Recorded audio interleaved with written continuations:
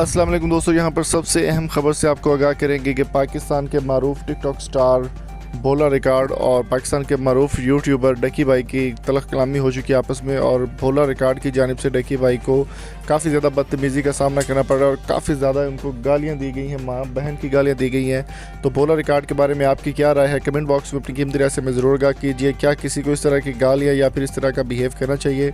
Comment करके ज़रूर बताएं। वीडियो पसंद आए तो लाइक करें, शेयर करें और चैनल को सब्सक्राइब करना मत भूलिएगा। वीडियो बनाने में डकी भाई आ, डकी भाई बंदे दा पुत्र बन। मेरी हर वीडियो ਨੂੰ ਤੂੰ ਲਾ ਕੇ ਚੁੱਕ ਕਰਕੇ ਉਹਨੂੰ ਰੋਸਟ ਕਰਨਾ, ਬੰਦੇ ਦਾ ਪੁੱਤਰ ਮੈਂ ਤੇਰੀ ਭੈਣ ਕੱਢ ਲਾਂਗਾ। ਤੂੰ ਬਾਅਦ ਆ ਹੌਤੀ ਰਿਹਾ ਬਚਿਆ, ਤੂੰ ਪਤਾ ਕੀ ਆਪਣੇ ਟੀਟੋ ਪਾੜੇ ਜਿੱਥੇ ਜਾਓ ਆ ਜਗਾ ਤੂੰ ਭੈਣ ਵੱਖਰੀ ਪੇਸ਼ ਕਰਦਾ। ਤੂੰ ਪਾਗਲ ਤਾਂ ਨਹੀਂ ਹੈ? ਪਿੰਡੀ ਭੁੱਲ ਗਿਆ ਤੈਨੂੰ ਕਿੰਨੀ ਖੋਲ ਪਈ ਸੀ ਗੀਗਾ ਮਾਲ 'ਚ?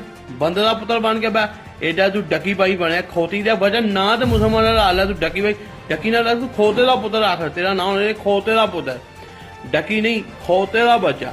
पागल दिया पुत्रा जेड़ा बंदा मिला तू रोश कर ला पैना। तू भैन पेश करनी हूं जाके मुझे पेश कर खोती दिया बचया बगाता कुत्या।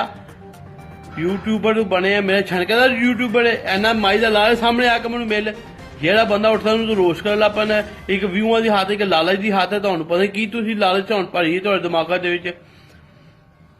बड़ा तू डकी भाई बने, तू डकी नहीं है, तू खोते का पुत्तर है। अपने कह मैं खोते का बच्चा वा।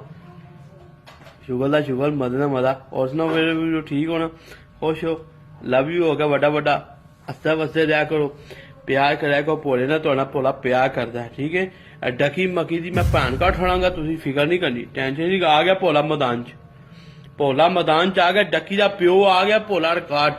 कौन? भोला रिकॉर्ड आ गया, डकी का अब्बा आ गया।